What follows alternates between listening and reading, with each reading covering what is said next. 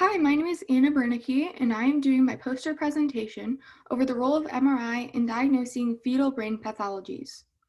Historically, as many of you are probably familiar with, ultrasound was the sole diagnostic tool for evaluating fetal brain pathology. However, fetal MRI has become a valuable adjunct to evaluate fetal brain anatomy, and significant advancements have been made since its introduction in the late 1980s. It helps to assess and diagnose pathologies that may be undetectable or inconclusive by other prenatal imaging. Fetal MRI also provides better delineation of anatomy for a more accurate diagnosis and treatment plan. This picture underneath the background is kind of showing just how MRI has that great delineation of anatomy than other prenatal imaging methods such as ultrasound. You can actually see the whole fetus inside of the womb, and you can definitely see structures a lot better compared to an ultrasound where it can be really hard to even tell what you're looking at. The overall purpose of this study was to analyze and evaluate the technique, main clinical conditions, and limitations of fetal brain MRI.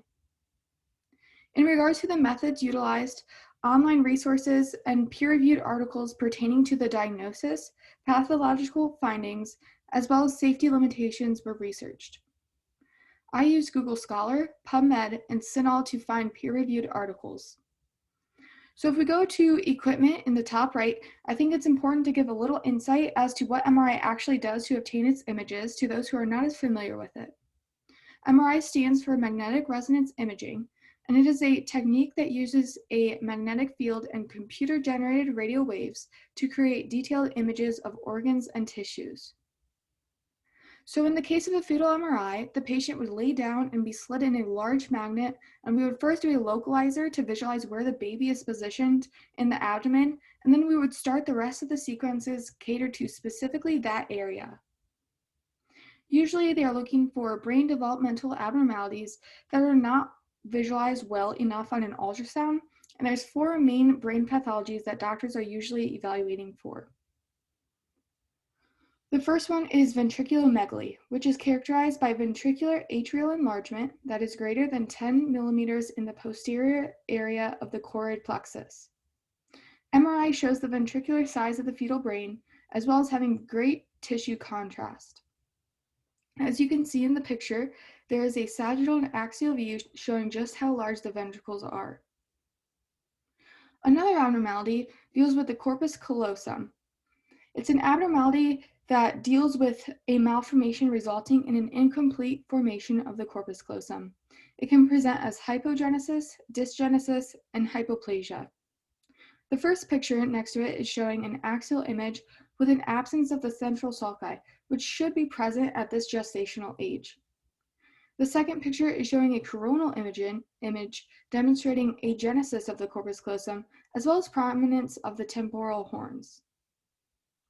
The next abnormality is posterior fossa malformation, which can be presented as agenesis of the cerebellar vermis, hypoplasia of an upward verminian axis, or cystic dilation of the fourth ventricle. The first picture is showing hypoplastic vermis in an upward rotation, represented by the arrow, cystic dilation of the fourth ventricle, represented by an asterisk, as well as hydrocephalus, represented by the arrowhead. The second image shows megacisterna magna, which is also representing an abnormality in the posterior fossa. The last abnormality shown is holoprosencephaly. This occurs when the brain fails to divide properly into the right and left hemispheres. It can present as being either alobar, semilobar, or lobar. The pictures shown demonstrate alobar holoprosencephaly, which is when there is a complete failure of the brain to divide into right and left hemispheres. Image C shows an abnormality kinked brainstem. These 4 main pathologies that are diagnosed through fetal MRI allows the medical team to accurately diagnose brain pathologies in order to help devise a plan for necessary intervention. There are also some safety and limitations worth mentioning when learning about fetal MRI. The risks versus benefits must be assessed prior to scanning because there is limited research to conclude whether certain aspects of MRI are safe for the fetus. Administering contrast is generally not recommended due to a lack of consensus as to whether the presence of gadolinium ions in amniotic fluid can cause adverse effects to the fetus. So it's only administered in certain circumstances. As far as field strength, some research indicates that it is only safe in the second and third trimesters to image a fetus at 3 Tesla and below. So varying from country to country, there is different recommendations. There are also some contraindications which could prevent the ability to scan, which are ferrous implants, pacemakers, and claustrophobia. It is obviously essential to screen the patient thoroughly prior to scanning for safety. The last limitation is fetal motion. It may cause artifact on images, but it usually is corrected with sequence parameters that yield the quickest time, just because we can't really prevent fetal motion from happening, so we can kind of fix the potential of that artifact by changing which sequences we use. Despite these limitations, fetal MRI is a vital diagnostic tool which can provide life-saving information to aid in treatment. It can be crucial to identify certain pathologies, especially in instances where other modalities have insufficient capabilities. Continued advancements in research and technique of fetal MRI will contribute to new possibilities and will only become more beneficial for diagnosing and treating pathologies.